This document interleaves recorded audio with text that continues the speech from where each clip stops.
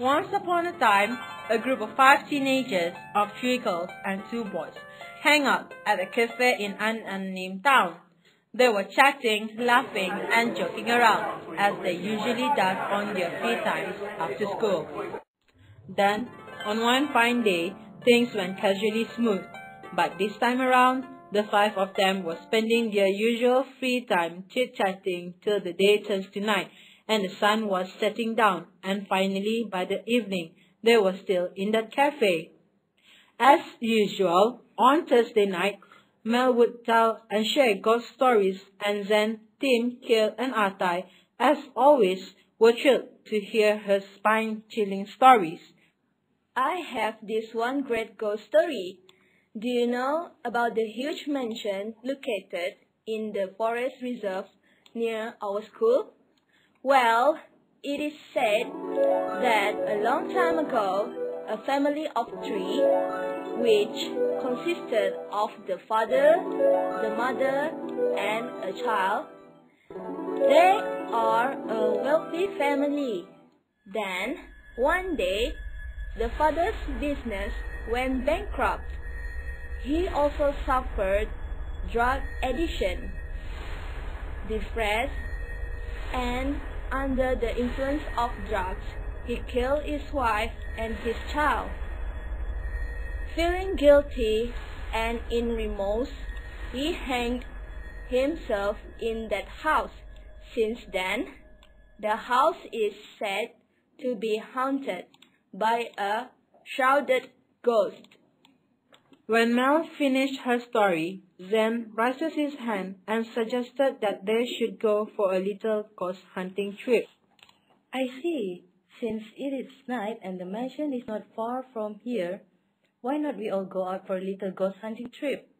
So, raise up your hand if you want to do it. They all voted and agreed to his suggestion and immediately set off on their small adventure.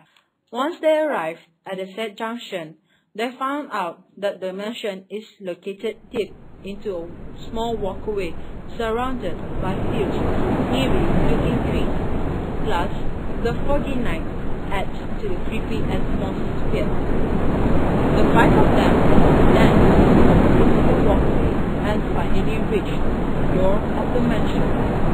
When they reached the entrance area of the mansion, they were impressed to see that the mansion is still intact. However, the absence of light and the foul smell of the decaying leaves, plus the song of owls and animals lurking in the dark cave, they were surprised to see that it was not locked. Let me open the door. Inside the mansion, they are able to see, thanks to the moonlight, the interior of the mansion. Just directly in front of them is a huge stairway leading upper floors of the mansion.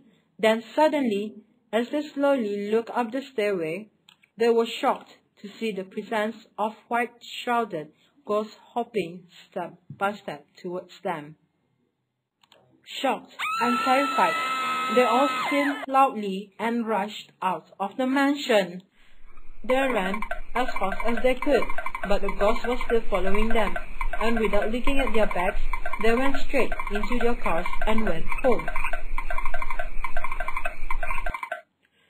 In the next few days, they all met in the cafe and talked about the incident.